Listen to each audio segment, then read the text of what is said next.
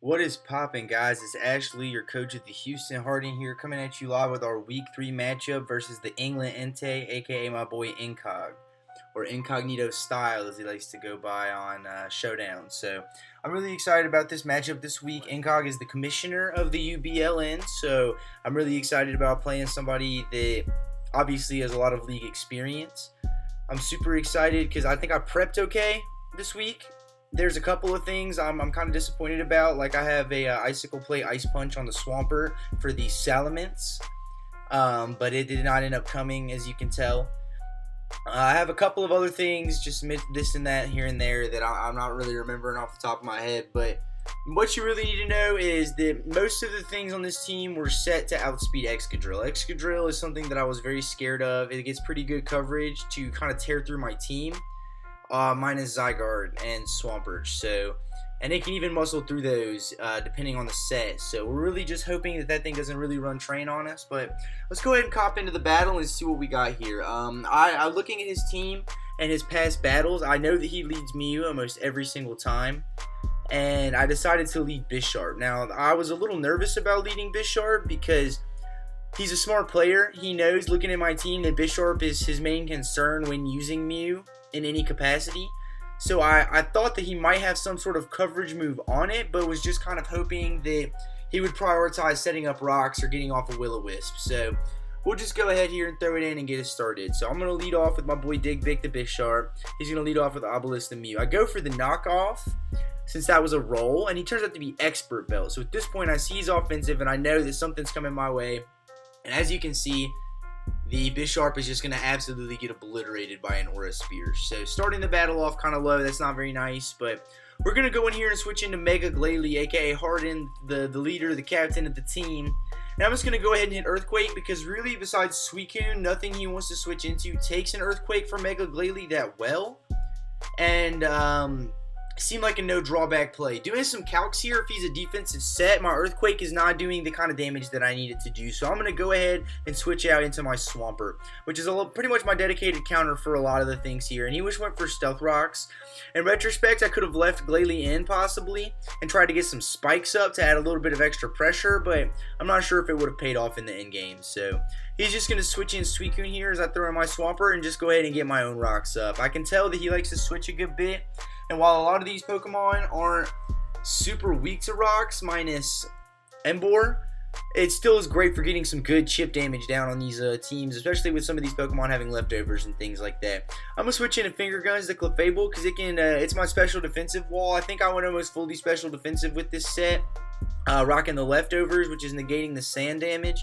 But it looks like he's probably just going to try and keep spamming Scald to get that Scald burn, which he does get on the second try, unfortunately.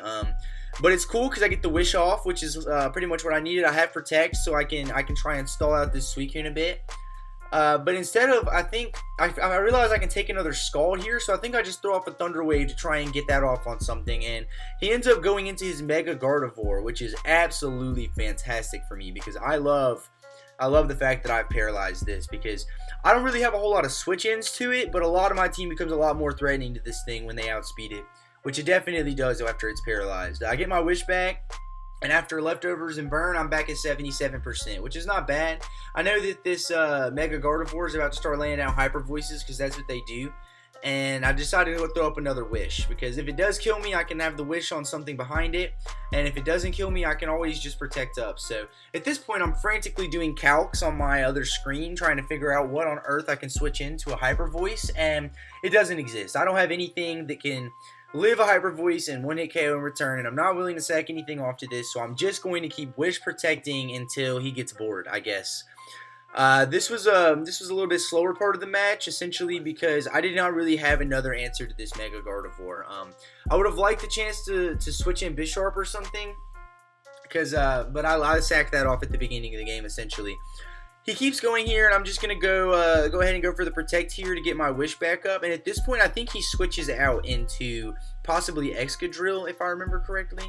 No, he switches out into Gigalith first, and then Excadrill. He needs to get that sand up. And he does have the, I can't remember the name of it, but the rock that allows you to have more Sandstorm turns. So he does have 8 full turns of Sandstorm, which turns this Excadrill into a really scary prospect, seeing as I really only have 2 things on my team that can be 2-hit KO'd by it.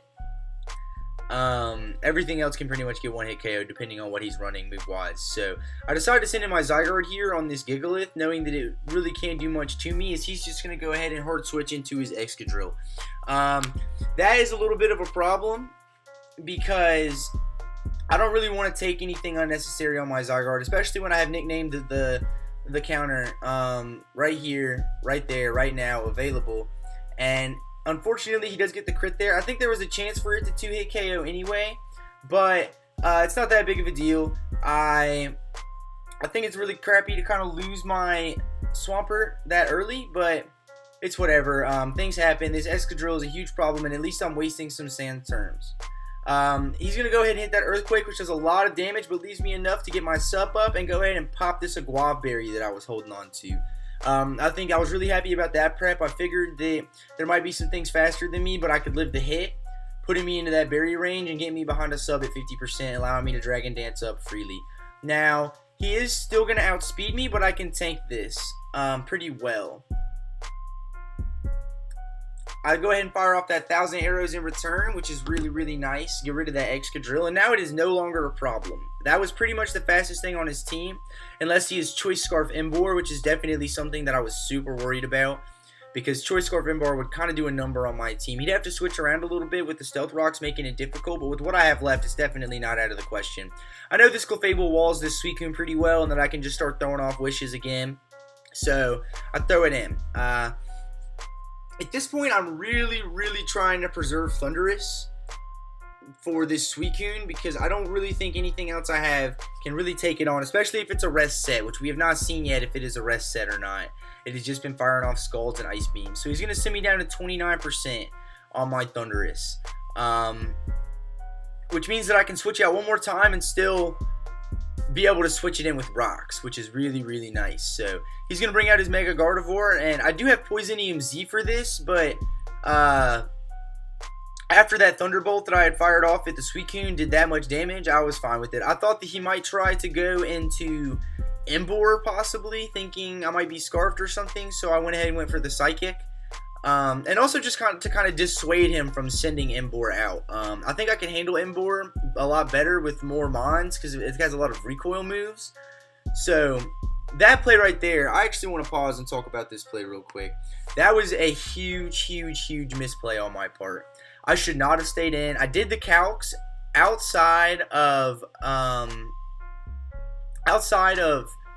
sand. I had a very, very, very good chance to KO with that. And I was kind of tunnel visioned in on the Thunderous Sweep, and unfortunately I allowed myself to get blinded by the calcs. I did not calc in Sandstorm, so it obviously did not do enough. That Stone Edge hit and absolutely obliterated me.